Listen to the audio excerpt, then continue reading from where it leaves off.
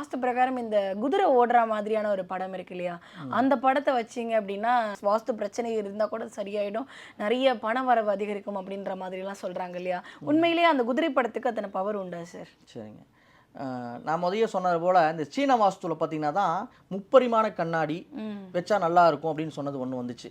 Second இந்த 7 குதிரை படங்கள். அடுத்தது பார்த்தீங்கன்னா நீங்கள் சொன்னது குபேர சிலை.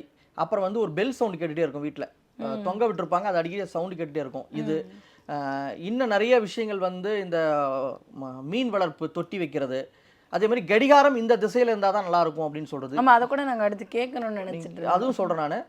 இதுபோல இன்னும் பலவிதமான மூட நம்பிக்கைகள் இந்த வாஸ்தாஸ்திரத்தில் வந்ததுனால தான் மக்களிடையே வந்து நிறைய பேர் கேலி கிண்டல் உருவாக்குறாங்க.